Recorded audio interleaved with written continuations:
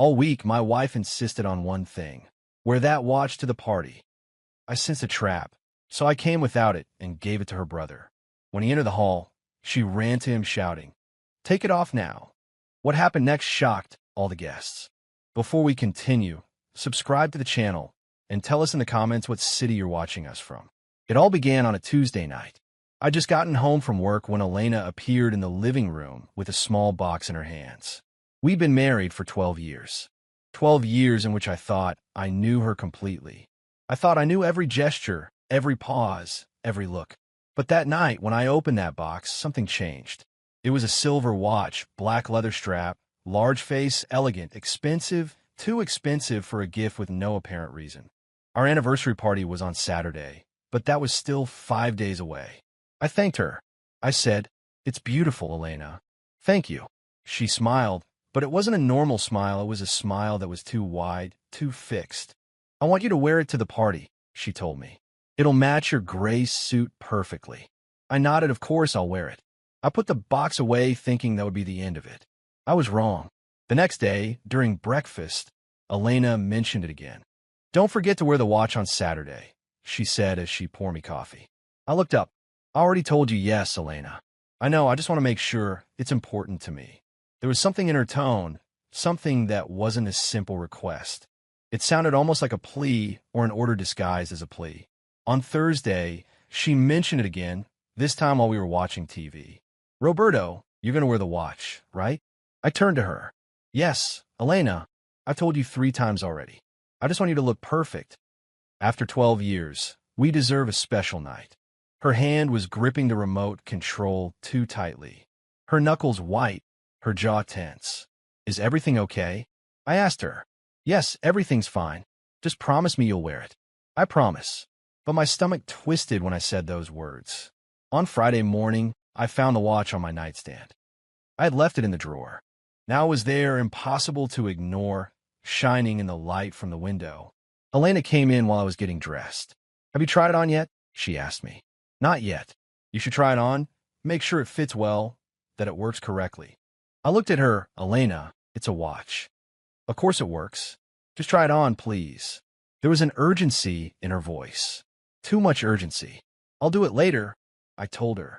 She stood in the doorway, motionless, staring at me. She didn't say anything else for several seconds. She just watched me with an intensity that gave me goosebumps.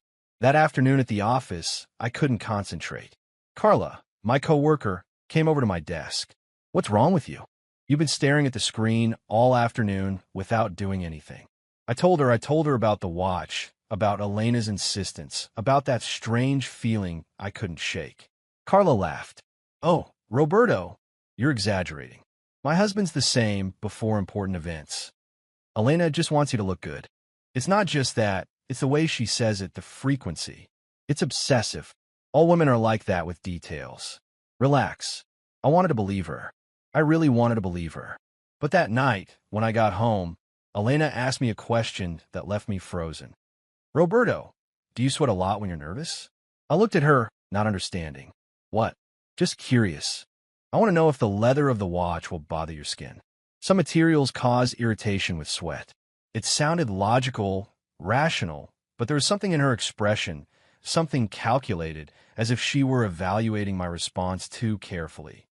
"No, I don't usually sweat that much," I told her. She nodded slowly and then asked me something stranger. "Still, do you have any allergies I don't know about?" I laughed nervously. "Elena, we've been together for 12 years. If I had any major allergies, you know by now." "None, not even a mild one." "Well, years ago I mentioned that a cheap metal bracelet made me itch once, but that was a long time ago." "Why do you ask?" Her face lit up for a second, as if I'd given her valuable information. "I just want to be sure," she said quickly. "I don't want anything to ruin our special night." But the way she said it, the way her eyes gleamed when I mentioned that old allergy, sent a chill down my spine. That night, I couldn't sleep well. I tossed and turned in bed thinking about Elena's questions, her insistence, the way she had watched me when I answered about the allergy. On Saturday morning, the day of the party, Elena was strangely calm, too calm. She moved around the house with an artificial calmness. She made breakfast, organized the final details, and every 30 minutes or so, she mentioned the watch. Did you take the watch out of the drawer? Did you clean it? Are you sure it works? Are you going to put it on before we leave or at the venue? The pressure was constant, subtle, but constant, like water dripping on my head. And then, while she was in the shower, I took the watch, I looked at it closely, turned it over in my hands, held it up to the light, ran my fingers over the leather strap, over the inside of the buckle. I didn't see anything strange, just a normal, elegant, expensive watch, completely ordinary. But my gut was screaming that something was wrong. I had no proof, no logical reasons, just a feeling in my stomach that got stronger every time I looked at that damn watch, and I made a decision. That afternoon, while I was getting dressed for the party, I left the watch on the dresser. I put on my old Seiko, the one my father gave me, the one I'd worn for years. Elena came out of the bathroom, wrapped in her cream-colored robe. She saw me in front of the mirror. Her gaze dropped to my wrist. Her expression changed completely. "Where's the watch?" she asked me. Her voice was tense, controlled, but tense. I forgot it. I already have my usual watch on. "Roberto, please put the other one on. It's important. I'm already ready." "Like this, Elena, please, it means a lot to me, please." There was desperation in her voice. Real desperation. "Why is a watch so important?" I asked, looking at her intently. She opened her mouth, closed it, took a deep breath, because it was very hard for me to find the perfect one for you, because I want a night to be special. "Why?" The doorbell rang. The first guests were arriving. Elena looked at me with a mix of frustration and something else. Something I couldn't identify then. Something like fear. "Fine," she said finally. "Wear whichever one you want." But her voice sounded defeated, dull. She turned around and went to get dressed without another word. I stood there in front of the mirror, looking at my reflection, wondering if I'd just avoided something terrible or if I was just becoming paranoid. I didn't know it then, but I was about to find out. The party began like any other anniversary celebration. The room was decorated with warm lights, elegant tables, white and purple flowers everywhere. Elena had hired a catering service that served canapes and glasses of champagne, soft music in the background, polite conversations, laughter. Everything seemed perfect, but I couldn't relax. Elena moved among the guests with a fixed smile on her face. She greeted, hugged, thanked each person for coming. But every time our eyes met, I saw something in hers, something cold, something resentful. I approached her when she was alone by the gift table. "Are you okay?" I asked in a low voice. "Perfectly," she replied without looking at me. "Why wouldn't I be okay?" "I don't know. You seem tense." She finally looked at me. "I'm fine. Roberto, enjoy the party." She walked away before I could say anything else. Carla arrived with her husband, Enrique. They came over to greet me with big smiles. "Congratulations," said Carla, hugging me. 12 years. That's quite an achievement. Thanks for coming. Enrique clapped me on the shoulder. "You look good. Buddy, that suit fits you perfectly." "Thanks." Carla leaned in and whispered in my ear. "You got over the watch paranoia yet?" I laughed nervously. "Yeah, I guess you were right. But I wasn't sure about that." The minutes passed, more guests arrived. The music got a little louder. People started to dance. I tried to look relaxed, but my eyes were constantly searching for Elena. I saw her moving from one side to the other, talking to everyone, but looking at the entrance of the room every few minutes, as if she were waiting for someone. And then I saw him. Rodrigo, Elena's brother, walked into the room, tall, about 35 years old, always with that carefree smile that characterized him. He was wearing a black suit, white shirt. He looked good. He greeted a few people he knew as he walked towards us. And then I noticed it. On his left wrist, something silver was gleaming. My watch, the watch I'd left on the dresser. I felt the air leave my lungs. Rodrigo came over smiling. "Little sister, brother-in-law. Congratulations on 12 years. He hugged Elena. She stood stiff in his arms. Completely stiff. Rodrigo said in a strange voice, "What did you get here?" "About an hour ago. I stopped by your house first because I forgot my watch at the hotel. I saw this on your dresser and thought Roberto had forgotten it. So I borrowed it. I hope you don't mind." "Brother-in-law." He showed me his wrist proudly. "It's an incredible watch. Where did you buy it?" I couldn't answer because I was looking at Elena, and Elena was looking at the watch on her brother's wrist as if she'd just seen a ghost. Her face had lost all its color, completely white as a sheet. Her lips parted slightly, her eyes widened, and her hands started to tremble. "Elena, are you okay?" Rodrigo asked, touching her shoulder. She didn't answer. She just kept staring at the watch. Paralyzed, Elena, Rodrigo insisted, "What's wrong with you?" And then she reacted, but not in the way anyone expected. She grabbed Rodrigo's wrist tightly. Too tightly. "Why are you wearing it?" she asked with a trembling voice. "Why did you put on that watch?" Rodrigo laughed, confused. "I already told you. I saw it at your house and thought Roberto." "Take it off," Elena interrupted him. Her voice grew louder. Several people nearby turned to look. "What?" Rodrigo was still smiling, but now uncomfortably. "Take it off right now," Elena repeated. Her hand were trying to unfasten the watch buckle. "Take it off. Take it off your wrist." "Elena, calm down," Rodrigo said, taking a step back. "It's just a watch." But she didn't calm down. She followed him. She chased him. She tried to rip the watch from his wrist while repeating over and over, "Take it off, please, take it off." The music stopped. All the guests fell silent, watching the scene. I quickly approached. "Elena, what's going on?" She looked at me, and in her eyes I saw panic. Absolute panic. "It wasn't supposed to be him," she whispered. "It wasn't supposed to be him." Rodrigo finally took off the watch. Okay, I'm taking it off." "Calm down." He handed it to Elena with his hands up, as if he were surrendering a weapon. Elena took the watch, held it in her trembling hands, and then did something that made my blood run cold. She threw it on the floor with force. The crystal shattered, the face came off. Small pieces flew across the wooden floor. The silence in the room was deafening. "Elena," I said, approaching her, "what the hell is wrong with you?" But before she could answer, Rodrigo made a strange sound, a gasp. I turned to him. He was scratching his wrist hard with his nails, leaving red marks on his skin. "It itches," he said. "It itches like crazy." And then I saw it. The skin around his wrist, where the watch had been, was starting to turn red.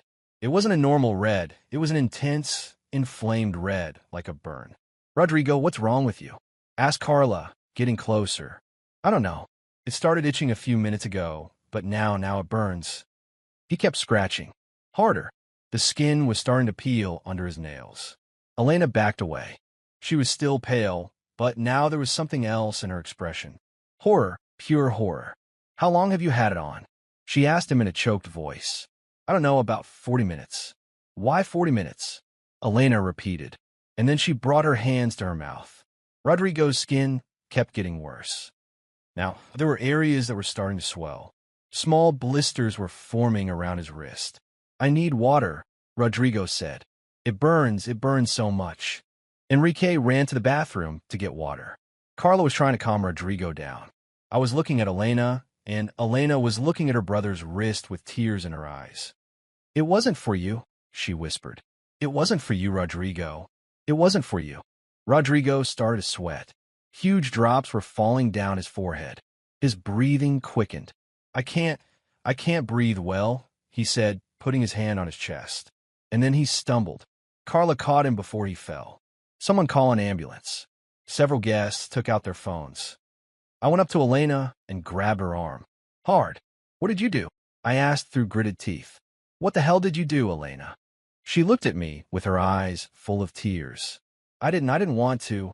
"It wasn't for him," Roberto repeated. "It wasn't for him. Who was it for then?" But I didn't need her to answer, because at that moment, looking at her devastated face, looking at her brother who was now struggling to breathe on the floor, looking at the broken watch at our feet, I understood everything. The watch was for me. That whole week of insistence. All those strange questions, it had all been to make sure I wore that watch. And something in that watch was designed to hurt me. "You," I said, letting her go as if she were burning. "You did something to that watch." Elena shook her head, but her tears betrayed her. "I didn't. I just..." Rodrigo coughed hard. His face was starting to turn a strange color. Reddish, swollen. "The ambulance is on its way," someone shouted. But I kept looking at Elena, and Elena kept looking at her brother, the brother who had taken my place. The brother who was now paying the price for what she had planned for me. I knelt beside Rodrigo. His breathing was getting more and more difficult. It sounded as if the air had to pass through a narrow tunnel to reach his lungs. Wheezing, forced, terrifying. "Easy, man," I said, trying to stay calm. "The ambulance is coming." But Rodrigo didn't seem to hear me. His eyes were darting back and forth, disoriented. His hand was still scratching his wrist, now with less force. As if the pain was so intense, he couldn't even touch it. The skin around where the watch had been was no longer just red.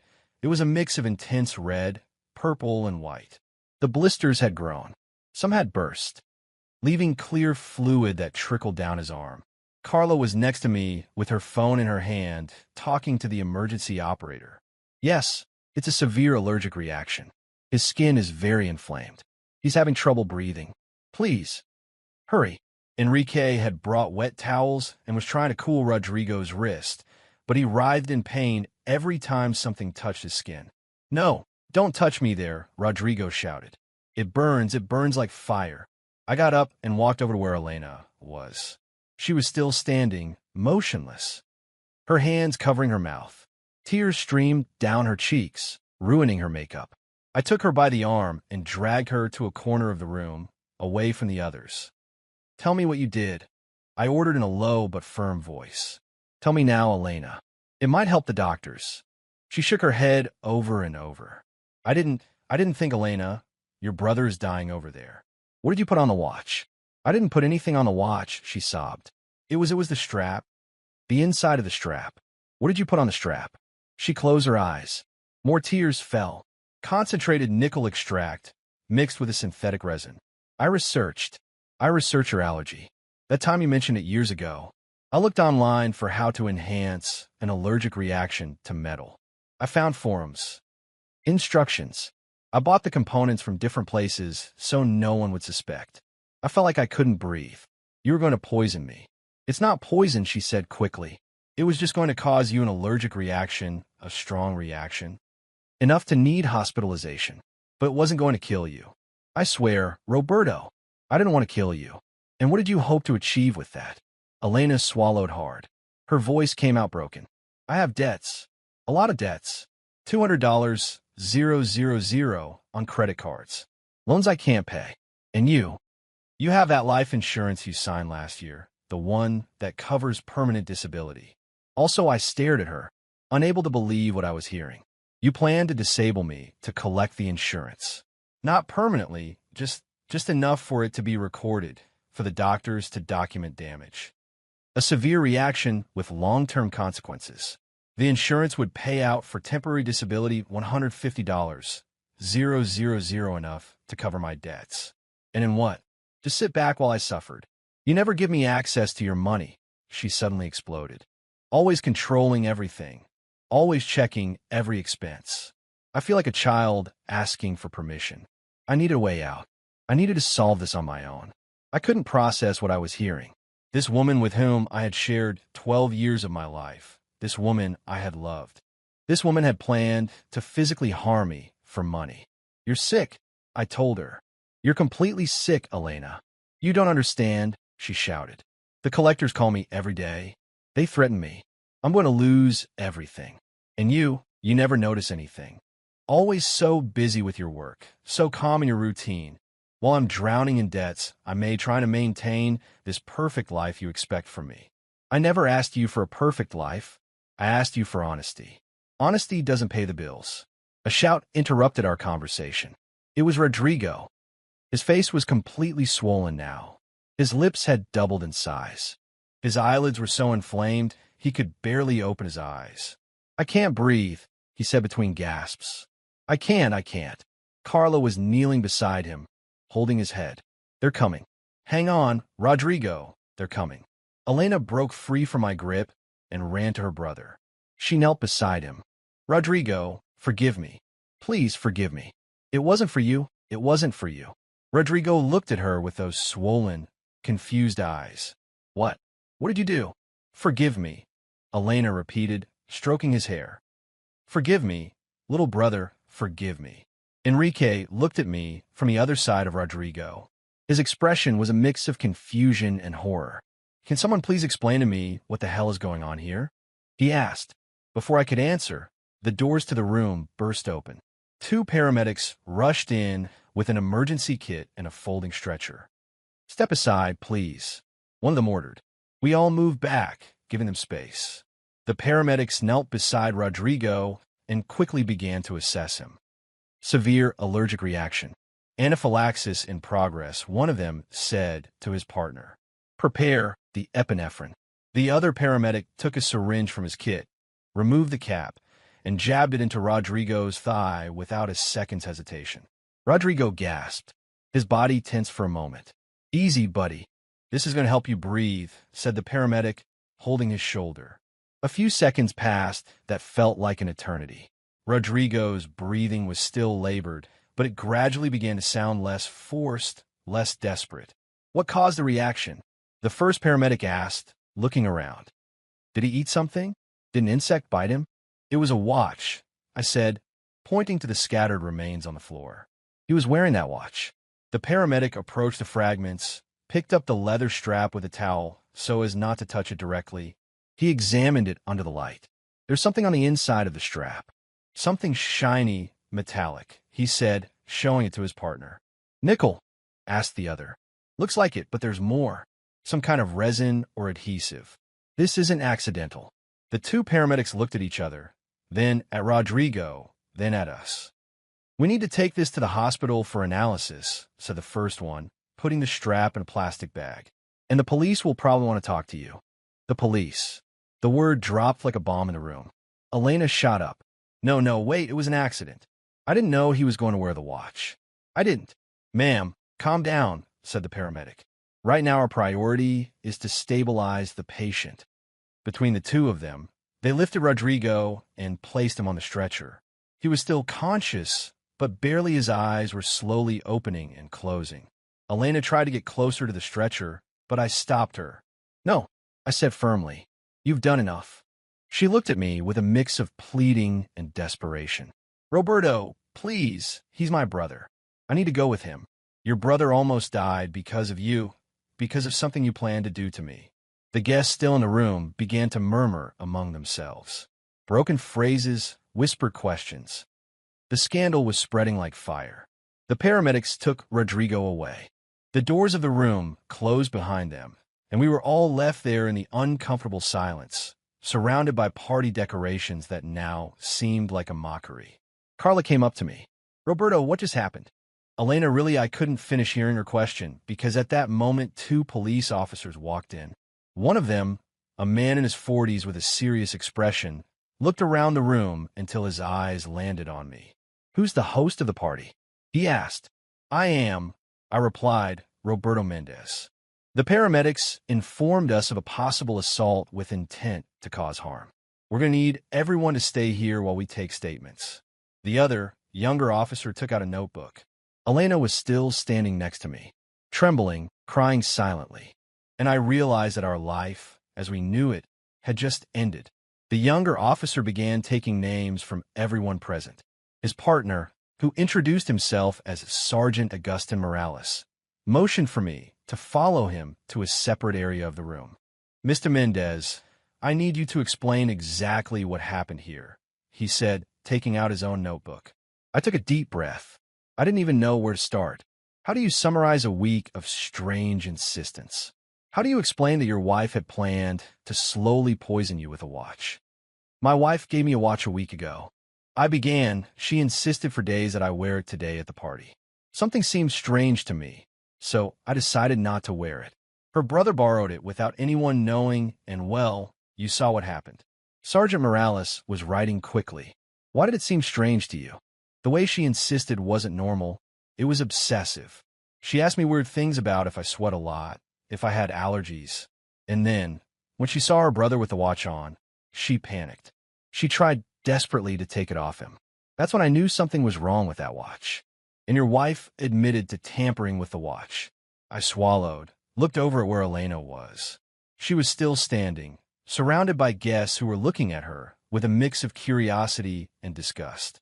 Carla had gone over to talk to her, but Elena wasn't answering, just staring at the floor. Yes, I finally said. She told me she put something on the strap. Concentrated nickel, mixed with a synthetic resin. She knew I had a mild allergy to metal, and she enhanced it. For what purpose? There was the question I didn't want to answer. The question that made all of this even more pathetic. She has debts, $200,000. She wanted me to have a severe allergic reaction so she could collect on my disability insurance. $150,000. Sergeant Morales stopped writing and looked at me directly. You're telling me your wife tried to disable you for money. That's exactly what I'm telling you.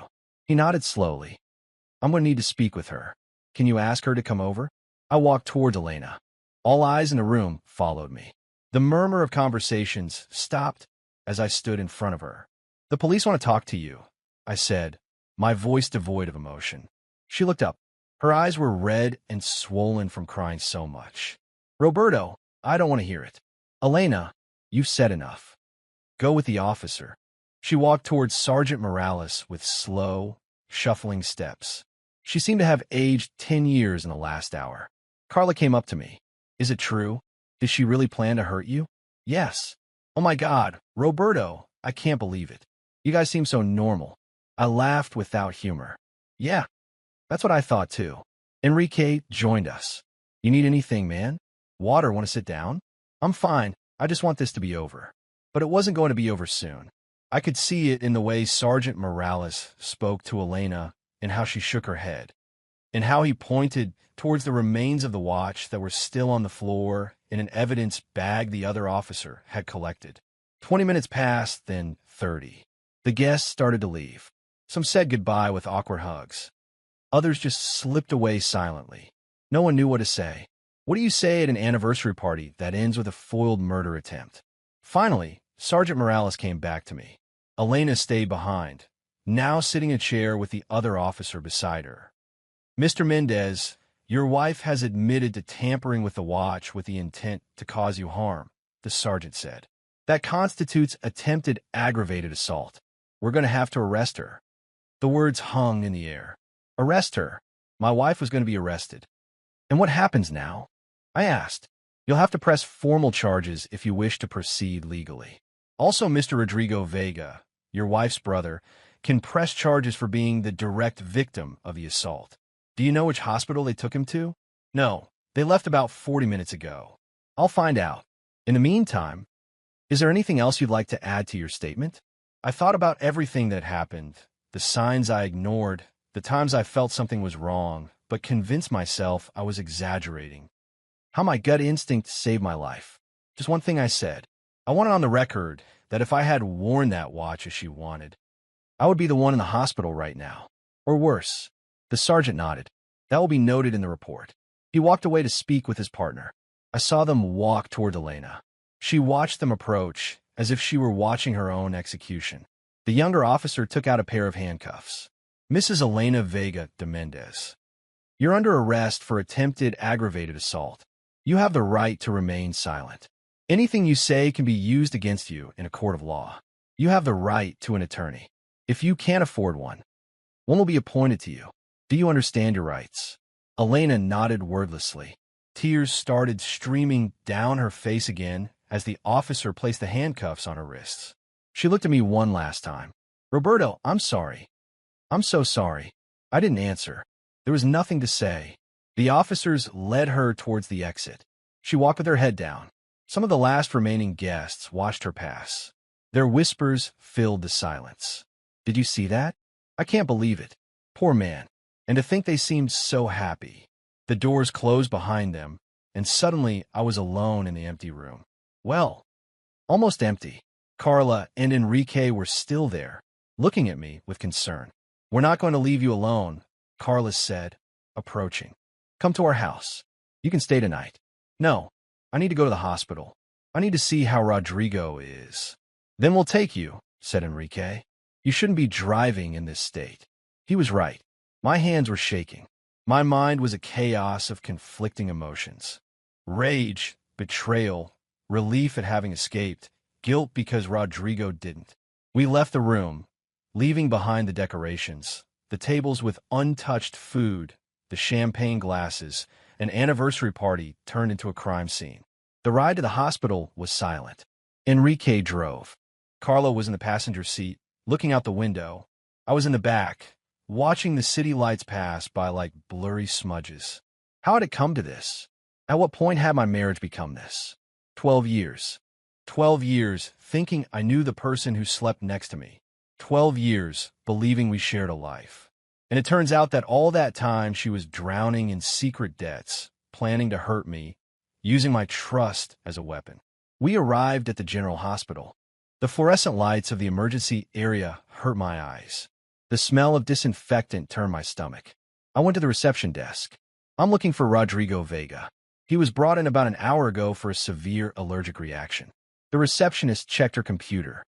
Yes, he's in the observation room. Are you family? I'm his brother-in-law. She gave me a visitor's pass and pointed the way. I walked down the white hallways, following the signs until I reached a room with several beds, prepared by curtains. I found Rodrigo in the third bed. He was awake, hooked up to an 4-drip. His wrist was bandaged. His face still looked swollen, but much less than before. He could open his eyes completely. Now, when he saw me enter, he tried to smile. Brother-in-law, some party, huh? I sat in the chair next to his bed. I didn't know what to say. How do you explain to someone that your wife almost killed him by accident while trying to kill you? Rodrigo, I don't even know where to start. He raised his good hand to stop me. The police already explained everything to me, or at least the basics. My sister is a psycho. Apparently, I don't know if she's a psycho, but she's definitely a desperate woman who made terrible decisions. Rodrigo let out a bitter laugh that ended in a cough. Terrible decisions. What an elegant way to say she tried to poison you and ended up poisoning me. I'm sorry. I'm so sorry, Rodrigo. If I had known, you had no way of knowing. I was the idiot who took the watch without asking. I thought you'd forgotten to wear it. I thought I was doing you a favor. I rubbed my face with my hands. The emotional exhaustion was starting to hit me. How do you feel? Like I was run over by a truck. The doctor says I had a severe anaphylactic reaction, that if the epinephrine had arrived 5 minutes later, I could have died from respiratory arrest. The words hit me like fists. 5 minutes. The difference between Rodrigo's life and death had been 5 minutes. The doctors analyzed the watch strap. Rodrigo continued. They found a very high concentration of nickel salts mixed with an adhesive polymer. Apparently, Elena researched how to maximize dermal absorption. Body heat and sweat would activate the reaction. The longer you wore it, the worse the damage would be. Oh my God. Yes. My sister became an amateur chemist to try and screw up your life and almost kill me in the process. Are you angry with her? Rodrigo looked at me with those eyes that still had a reddish tint from the swelling. Angry, Roberto. I'm furious, but I'm also devastated. She's my sister, the little girl I grew up with, the one who took care of me when our parents were at work, the one who defended me in school. And now she's this person who planned to hurt someone for money. I don't know how to process that. I don't know how to process it either. And I was married to her for 12 years. We were silent for a moment. All you could hear was the steady beeping of the machines, monitoring his vitals, and the distant conversations of nurses in the hallway. Are you going to press charges? Rodrigo asked. The police say I can. Attempted aggravated assault. Will you? Rodrigo sighed. I don't know. Technically, I'm the direct victim. I was the one who suffered the physical harm. But she's my sister. How can I do that to her? Rodrigo, she almost killed you. I know. Believe me, I know. Every time I breathe, I still feel pressure in my chest. Every time I look at my bandaged wrist, I remember the pain, but she's still my sister. I understood his conflict. It was the same conflict I felt. 12 years aren't easily erased. 12 years of memories, of shared moments, of a life built together. How do you reconcile that with betrayal? A nurse came in to check Rodrigo's for. How are you feeling, Mr. Vega? Better, my skin still burns, but I can breathe without any problem. That's a good sign. Dr. Fernanda will be in shortly to evaluate you again. If everything's okay, you can probably go home early tomorrow, although you'll have to come back for wound care and follow-up. The nurse left. Rodrigo adjusted his position in the bed carefully. You know the most ironic part of all this?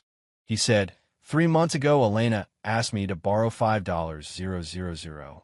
She told me it was to remodel the kitchen, that you didn't want to spend on it, but she really needed it. I gave her the money without a second thought. What? Yes. Now I understand. It was probably to pay off some collector or to buy the materials for the poison watch. Who knows? The point is, if she had told me the truth about her debts, I would have helped her. Our parents would have helped her. Instead, she decided to plan this.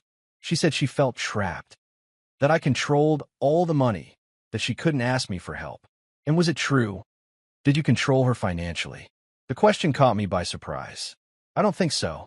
We had separate accounts and a joint account. She had access to the shared credit card.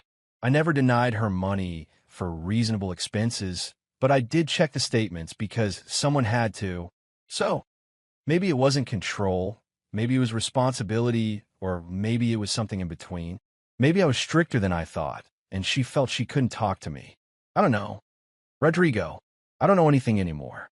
My phone buzzed. It was a message from Carla asking if I was okay. I replied that yes, I was with Rodrigo, that we'd see each other later. Your friends are here, Rodrigo asked. Yes, they brought me. I wasn't in any condition to drive. Good friends, the best. Rodrigo closed his eyes for a moment. He seemed exhausted. Can I ask you something? Sure. At any point during this week, when Elena was so insistent about the watch, did you think she might want to hurt you? I did. I really did. Not exactly. I thought something was wrong, that her behavior was strange. But I never imagined this. I guess I thought maybe she was having an affair, and the watch was part of some plan for me to look good in photos or something. Or that she was being controlling in a new way, but murder attempt, no? That never crossed my mind. And what made you decide not to wear it? Pure instinct. That morning, when I was about to put it on, something in my stomach told me not to. It wasn't rational. It was visceral, like when you know you shouldn't go into a place. But you don't know why. Your instinct saved your life. Yes, and it put yours at risk. If I had worn the watch like I was supposed to. Don't do that. Rodrigo interrupted me. Don't blame yourself for my decision to take it. I'm an adult. I saw a watch. I borrowed it. The consequences are Elena's responsibility, not yours. I nodded, though the guilt was still there, heavy in my chest. Dr. Fernanda came in at that moment. She was a woman in her 40s, hair tied back, a serious but kind expression. Mr. Vega, I see you're awake and talking. That's excellent. May I check your wrist? Rodrigo extended his arm. The doctor carefully removed the bandage. The skin underneath was red with marks that looked like chemical burns. Some areas had scabs where the blisters had burst. It's healing well, considering the severity of the exposure. I'm going to prescribe a cream with corticosteroids and antibiotics to prevent infection. Also antihistamines to reduce systemic inflammation. No scratching, even if it itches. That will only make the scars worse. Scars, Rodrigo asked. It's likely there will be some permanent marks. The reaction was very aggressive. The nickel in that concentration caused superficial necrosis in some areas, but with proper treatment, they should fade over time. Rodrigo looked at his wrist. Great.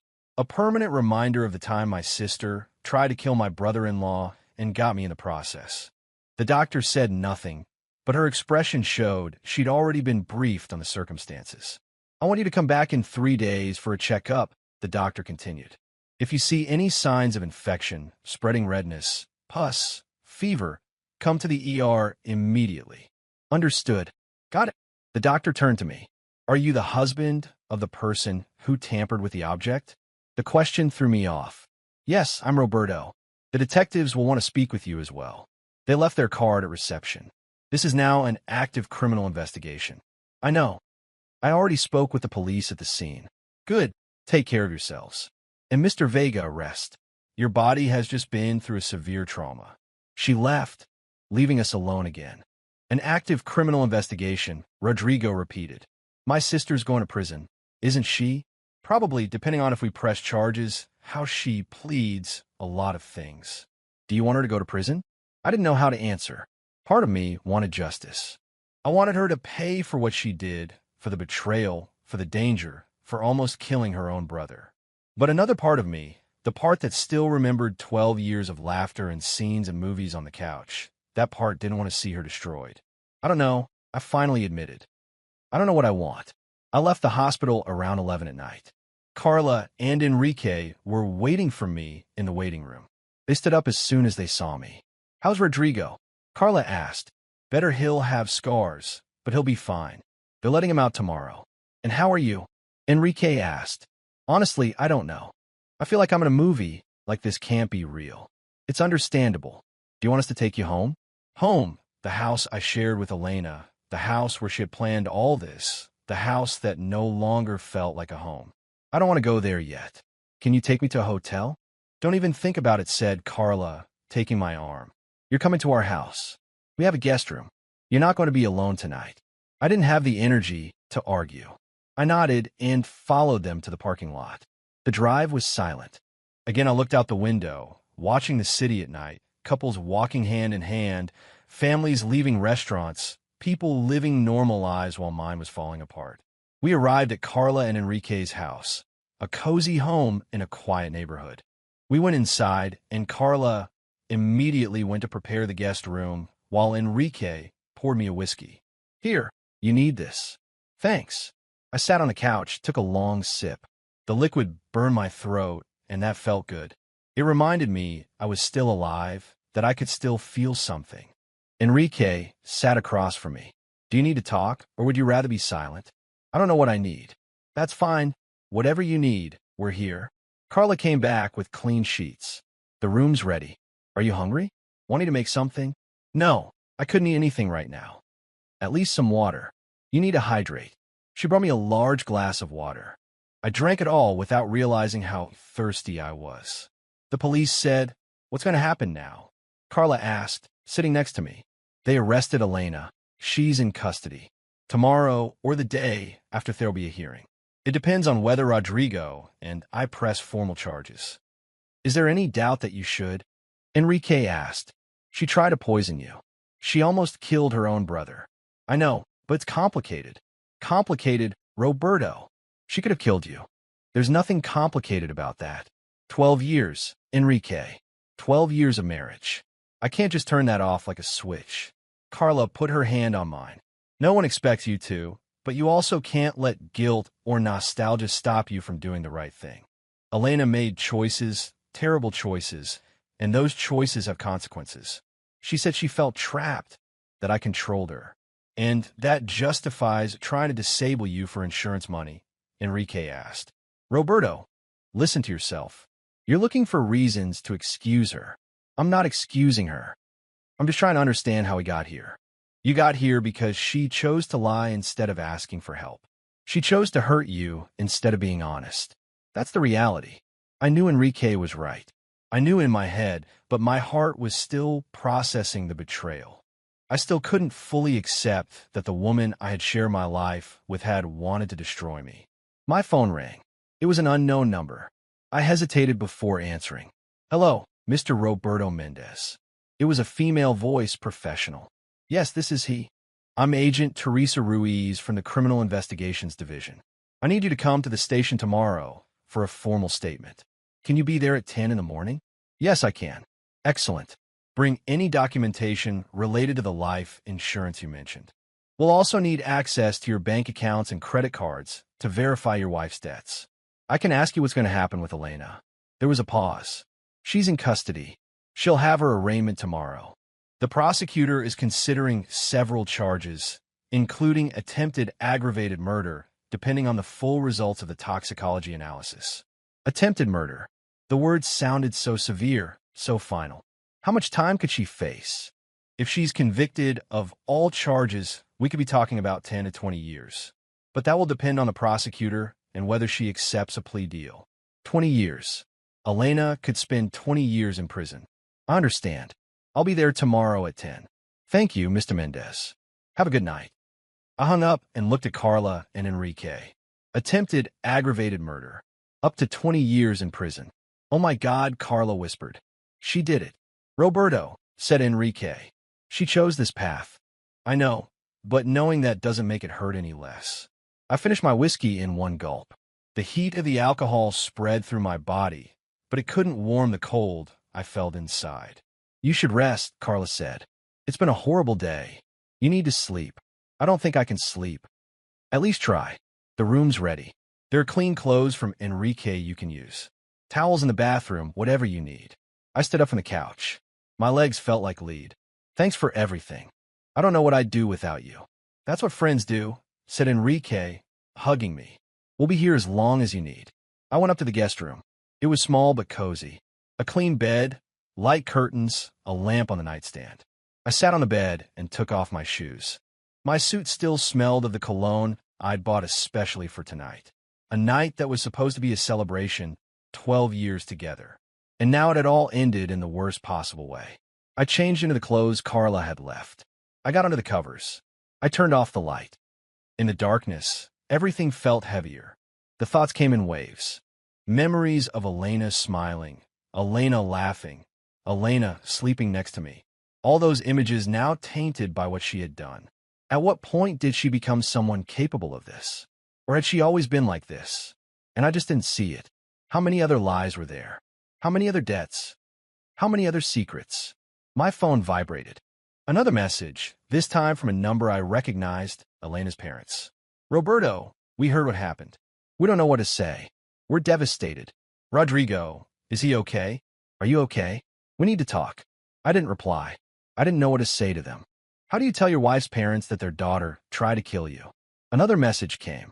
This one from my mom. Son, Carla told me everything. I'm coming tomorrow on the first flight. Don't be alone. I love you. At least I had that. I had people who loved me. People who hadn't betrayed me. I closed my eyes, trying to sleep, but every time I did, I saw Elena's face when she saw Rodrigo with the watch. That moment of absolute panic. That moment she realized her plan had gone terribly wrong. Was she scared for her brother or just scared of being caught? Did she ever really love me? Or was I just a means to an end? The questions consumed me. I tossed and turned in bed, looking at the clock every few minutes, midnight, 1 a.m., 2 a.m. Finally, around 3, exhaustion won. I fell asleep and dreamed of watches, thousands of watches, all ticking at different times, all ringing at the same time. And in the middle of them all, Elena smiling, asking me over and over, "Are you going to wear the watch? Are you going to wear the watch?" I woke up at the start at 6 in the morning sweating, my heart racing. The dawn light was coming through the window. It was Sunday, the day after what should have been the best night of our anniversary. And instead, it was the day I would have to decide if I would send my wife to prison. I got up, took a long shower with almost scalding water, as if I could wash away everything that had happened, as if I could turn back time, but I couldn't. Time only moved forward, and I had to move forward with it. I went downstairs. Carla was already awake, making coffee. "Good morning. Did you get any sleep?" "A little. I made strong coffee, and there's bread for toast. If you just want coffee, that's fine." She poured me a cup. I took it black, no sugar. I needed the caffeine kick. "What time do you have to go to the station?" "At 10. Enrique can take you if you want." "I'd appreciate that." We sat in silence for a moment, drinking coffee, watching the sun finish rising. "Do you know what you're going to do yet?" Carla asked softly. "No, but I guess I'll have to decide soon." I arrived at the police station at 10 sharp. Enrique dropped me off at the entrance with a supportive pat on the shoulder and a promise to wait for me outside. Agent Teresa Ruiz met me in the lobby. She was a woman of about 35, short hair, a sharp gaze, the kind of person who doesn't miss a detail. "Mr. Mendez, thanks for coming. Follow me, please." Mio, through a long hallway to an interrogation room, or at least it looked like one. Gray walls, a metal table, a recorder in the corner. "Sit down. Do you want water, coffee?" "Water is fine." She left and returned with a bottle of water. She sat across from me and opened a folder full of documents. "I'm going to record this conversation for the record. Do you agree?" "Yes." She pressed a button on the recorder. Sunday, February 3rd, 10:05 a.m. Mr. Roberto Mendez is present for a formal statement regarding case number 2457. "Mr. Mendez, can you confirm your relationship with the accused, Elena Vega de Mendez?" "She's my wife. We've been married for 12 years. "And can you describe the events that led to the incident last night?" I took a deep breath and began to tell the whole story again, from the gift of the watch to Elena's strange questions, from my decision not to wear it to the moment Rodrigo walked into the room wearing it. Every detail, every conversation, every feeling that something was wrong. Agent Ruiz took notes as she listened. Occasionally, she would interrupt me to ask specific questions. At any point during that week, did Elena explicitly mention the life insurance? Not directly, but 3 months ago, she asked me to sign some papers. She said it was an update to our insurance. I trusted her and signed without reading them completely. Now, I understand she probably increased the disability coverage. We're going to need copies of that policy. I can get them. Did Elena have access to your bank accounts? We had separate accounts and a joint account. She had a debit card for the joint account. I deposited money there monthly for household expenses. How much? $2,000 a month. And she never mentioned financial problems. Never. If she had them, she hid them perfectly. Agent Ruiz took several papers from her folder and slid them towards me. They were bank statements, credit cards, and Elena's name that I had never seen.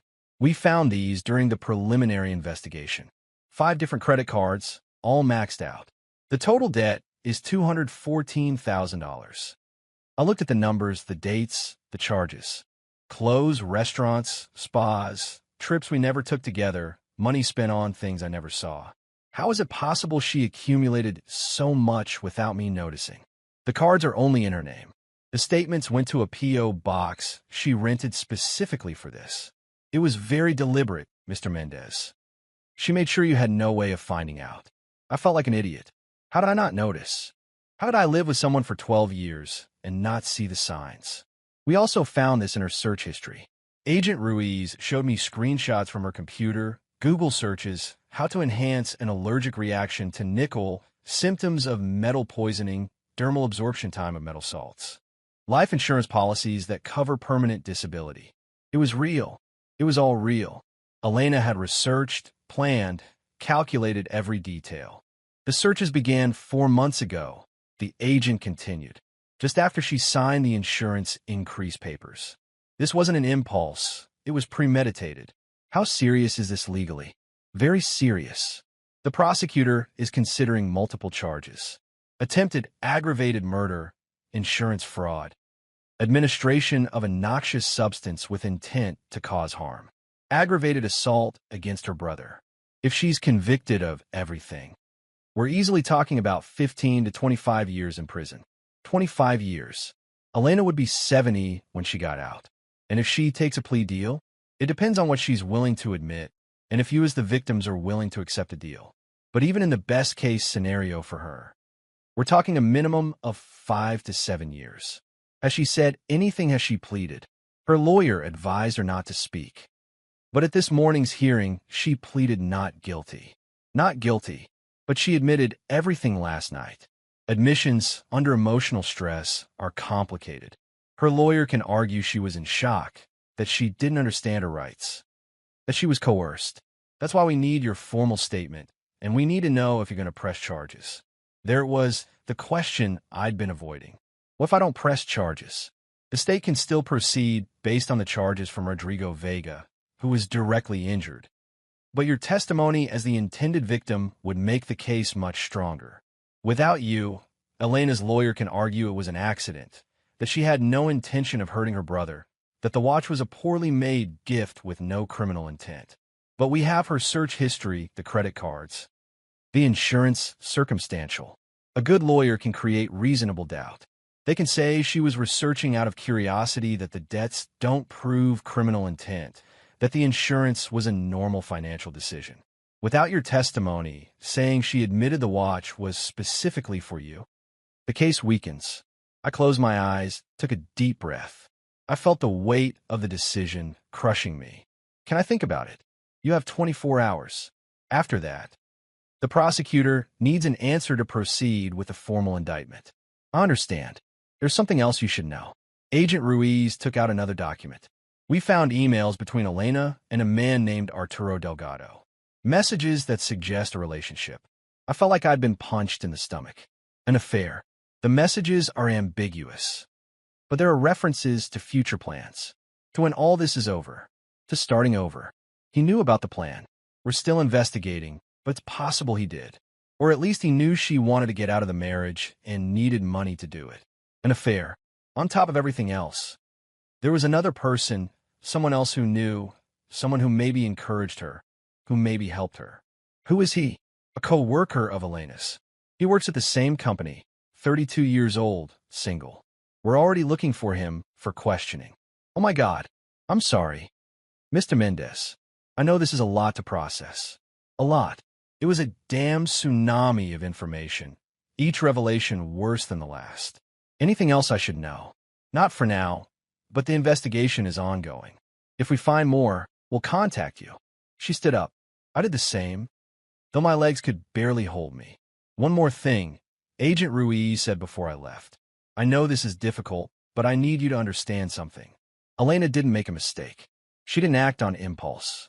This was calculated, planned, executed with precision.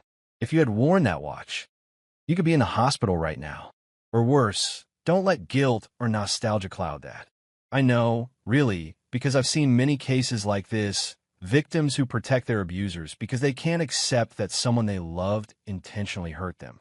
Don't be one of those victims. Mr. Mendez, I left the station feeling like the world was spinning. Enrique saw me and ran over. How'd it go? Are you okay? No, I'm not okay, Enrique. There was another person. Elena was having an affair. What? I told him everything as we walked to the car. The emails are Arturo Delgado. The plans to start over. That started Enrique. But he stopped. I'm sorry. I know she's still your wife. Not anymore. I don't know who that person is anymore. The Elena I knew would never have done this. Or maybe she would. Maybe I just never really knew her. We got in the car. Enrique drove in silence for a while. Are you going to press charges? He finally asked. I don't know. Agent Ruiz says without my testimony, the case weakens. Elena could get a lesser sentence or even be found not guilty. And you'd let that happen? I don't want to be responsible for sending someone to prison for 25 years. She wanted to be responsible for disabling you for life or killing you. Don't get twisted. Roberto, if that watch had done what she expected, you wouldn't be here having this conversation. He was right, I knew it. But still, I need to talk to Rodrigo. I need to know what he's going to do. Then let's go to the hospital. Rodrigo was being discharged when we arrived. A nurse was explaining how to apply the cream to his wrist while he nodded distractedly. When he saw me come in, his expression brightened a little. Brother-in-law, just in time. They're letting me go. How do you feel? Like I was hit by a train, but better than last night. The nurse finished her instructions and left. Rodrigo put on his shirt carefully, avoiding moving his injured arm too much. I need to talk to you, I said. Me too. Do you want to go somewhere or talk here? Here's fine. Enrique excused himself and went out to give us privacy. Rodrigo sat on the hospital bed, and I sat in the chair next to it. I went to the station this morning. I started to give my formal statement, and the agent in charge showed me a lot of things. Statements from cards Elena hid. Her internet search history, planning all of this and something else. What else? Elena was having an affair with a guy named Arturo Delgado. There are emails between them talking about future plans, about starting over when everything was finished. Rodrigo was quiet for a moment, then let out a bitter laugh.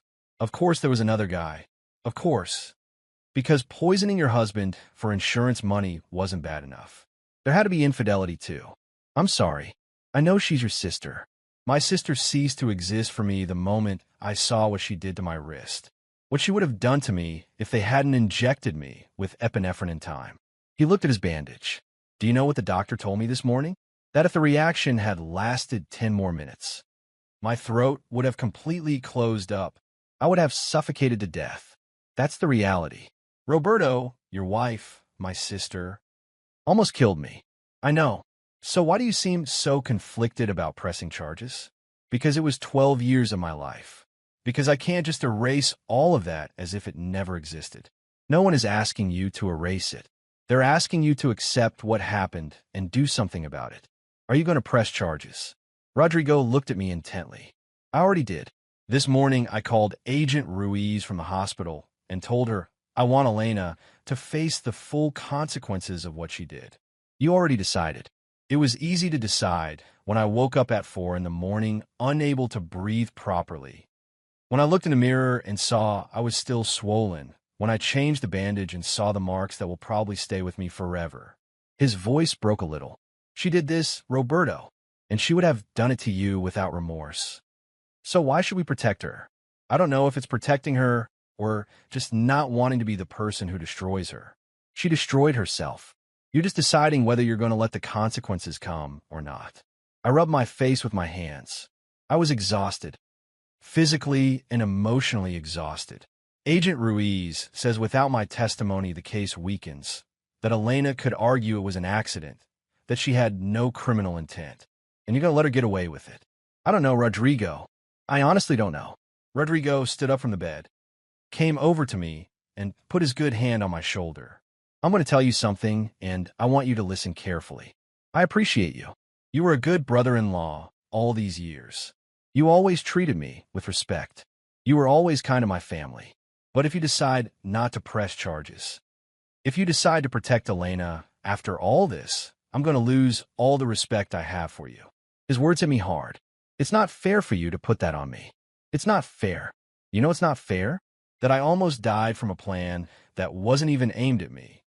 That I have to live with these scars because my sister decided money was more important than her husband's life. That's not fair, Roberto. You're right. I'm sorry.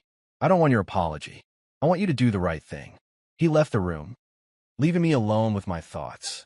I looked out the hospital window. The sky was gray. It looked like it was going to rain. My phone vibrated. It was a message from an unknown number. Roberto, it's Elena. Now let me make one call, and I got a friend to send this to you. Please. I need to talk to you. I need to explain everything. Nothing was as it seems. I love you. I always loved you. Please come see me. I read the message 3 times. Every word made me angrier. Nothing was as it seems. How else could it be? She planned to hurt me, research how to do it, hid debts. Had an affair, what part of that wasn't as it seemed? I love you, I always loved you. If that was love, I'd rather be hated. I didn't reply. I blocked the number. I left the room. Enrique was in the hallway on the phone. When he saw me, he hung up. Everything okay? No, nothing is okay. But I think I finally know what I have to do. What's that? I'm going to press charges. I'm going to testify. I'm going to make sure Elena faces what she did. Enrique nodded. I think that's the right decision. It doesn't feel right. It feels horrible. But it's what has to be done. I called Agent Ruiz from the hospital parking lot. Agent Ruiz, this is Roberto Mendez. Mr. Mendez, have you made a decision? Yes. I'm going to press charges. I want to testify. I want Elena to face the full consequences. Understood. I'll inform the prosecutor. He'll get in touch with you to prepare the case. When would the trial be? That depends on many factors. If Elena accepts a plea deal, it could be in weeks. If it goes to a full trial, we could be talking months. And in the meantime, she'll remain in custody. The judge denied bail this morning, considering her a flight risk given the insurance fraud attempt. Good, are you sure about this? Mr. Mendez? Once we file the formal charges, there's no going back. I'm sure. Perfect. I'll send you an email with the next steps. And Mr. Mendez, yes, you're doing the right thing. I know it doesn't feel like it now, but you are. I hung up, took a deep breath. It felt like I had crossed a bridge and burned it behind me. There was no going back. Enrique took me back to his house. Carla was waiting with hot food. You have to eat something, she insisted. You haven't eaten anything since yesterday. I tried to eat, but everything tasted like cardboard. I managed to finish half a sandwich before giving up. Have you told your family yet? Carla asked. My mom's coming tomorrow. My brothers already know. They're all in shock, and Elena's parents. I haven't spoken to them. I don't know what to tell them. You'll have to eventually. I know, but not today. I've had enough for today. My phone rang. It was the insurance lawyer.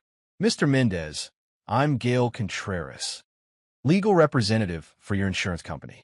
We've been informed of what happened, and I need to inform you that your policy is under review for possible fraud. I understand. We also need a copy of the police report and any documentation related to the criminal case. I'll get them to you.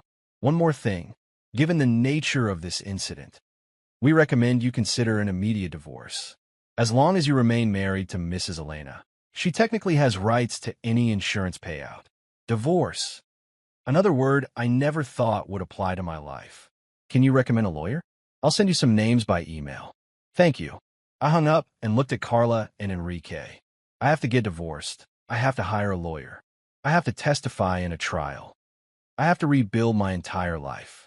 One step at a time, Carla said. You don't have to do everything today. When then? Tomorrow. The day after tomorrow.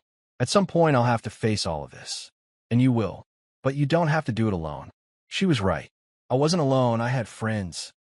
I had family. I had people who supported me. But still, deep down, I felt completely alone because the person who was supposed to be by my side, the person who promised to love me for better or for worse, had been the one who tried to destroy me. That night, lying in the guest room, I thought about all the times Elena had told me, I love you. How many of those times were a lie? When did it stop being real? Or maybe it was never real. Maybe I just saw what I wanted to see. I closed my eyes. Tomorrow my mother would come. Tomorrow I would talk to lawyers. Tomorrow I would begin the process of undoing 12 years of my life. But tonight, I just wanted to forget. I just wanted all of this to be a nightmare I could wake up from. It wasn't, and I would have to live with that. 6 months later, I was standing in front of the courthouse. The trial was over. The verdict was in. Elena was found guilty of attempted aggravated murder, insurance fraud, and administration of a noxious substance with intent to cause serious harm. The sentence, 18 years in prison. 18 years. Rodrigo was by my side. His wrist had healed, though the scars remained. Permanent marks of what his own sister had done to him. How do you feel? He asked me. I don't know. Empty, I guess. During the trial, the whole truth had come to light. The debts Elena had accumulated through compulsive shopping, the affair with Arturo Delgado, who turned out to know about the plan but did nothing to stop it. The internet searches showing months of meticulous planning, the messages where she told Arturo, soon we'll be free, I just need this to work.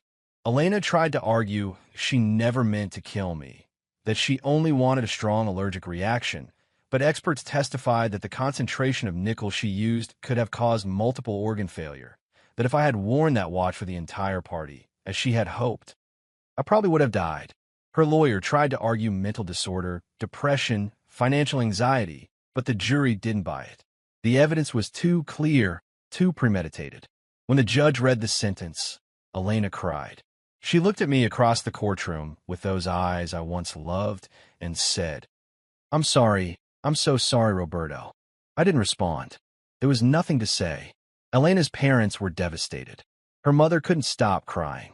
Her father avoided my gaze, ashamed. After the verdict, they approached Rodrigo and me. Forgive us, said her mother. We didn't know. We never imagined she was capable of something like this. No one knew. I replied, not even me. And I lived with her for 12 years. Are you going to visit her? Her father asked. No, I don't think I can do that. They understood. They walked away. Two people broken by what their daughter had done. The divorce was finalized 2 weeks after the verdict. It was quick, clean. She didn't fight anything. She couldn't for prison. Anyway, I got the house. Everything. She was left with only the guilt and 18 years of her life. I sold the house a month later. I couldn't live there. Every corner held memories. Every room was a reminder of the lie my marriage had been. I bought a small apartment in another part of the city. I started over. Therapy twice a week, exercise every morning, work, friends, routine. Slowly, very slowly, I began to feel human again. Rodrigo and I became closer. We saw each other every week for dinner. We never talked about Elena. That chapter was closed for both of us. Carla and Enrique included me in their family plans. Sunday dinners, movies, picnics.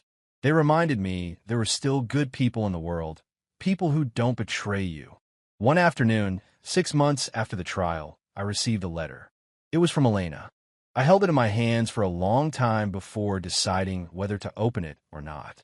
I finally did. Roberto, I know I have no right to write to you. I know you probably hate this letter, but I need you to know something. I need you to understand that I never wanted things to end this way. I was lost, scared, desperate. I made horrible decisions that hurt the people I loved most. I don't expect your forgiveness. I don't deserve it. I just hope that one day you can remember that there were real moments between us. Moments when I was the person you thought I was. Those moments existed. Not all of it was a lie. I wish you the best, Roberto. Always. Elena. I read the letter 3 times, then I folded it and put it in a drawer. I wasn't going to reply. There was nothing to say. She had 18 years to think about her decisions. I had the rest of my life to learn to trust again. That night, I sat on the balcony of my new apartment with a glass of wine. I looked at the city, the lights, life going on as always. I thought about that watch, about how a simple object almost cost me my life, about how my instincts saved me, about how Rodrigo paid the price that was meant for me. I thought about Elena, about the woman I thought I knew, about the woman she really was, about how both versions had existed simultaneously without me knowing. I thought about the 12 years, the laughs, the happy moments, the quiet nights. Had they been real, or had it all been an act? I'd probably never know, and maybe it was okay not to know. Maybe the important thing was that I survived, that Rodrigo survived, that we both had a second chance to live our lives without the poison of her intentions. I took a sip of wine. The night air was cool, pleasant. For the first time in months, I felt something like peace. It wasn't happiness. Not yet, but it was a start, and sometimes a start is all you need. I looked at my wrist. My old Seiko was still there. The watch my father gave me, the watch I had chosen to wear that day, instead of Elena's poison gift. That watch had saved my life without me knowing it. I smiled, a small but real smile. Life goes on sometimes in ways you never expect. Sometimes you survive things that should have destroyed you. And when you survive, you have 2 choices. Stay trapped in what happened, or move forward towards what can be. I chose to move forward. I finished my glass of wine, went inside the apartment, closed the door behind me. Tomorrow would be another day, another step forward, another chance to rebuild what was broken. And this time I would do it right. This time I would trust my gut from the beginning. This time I would live for me.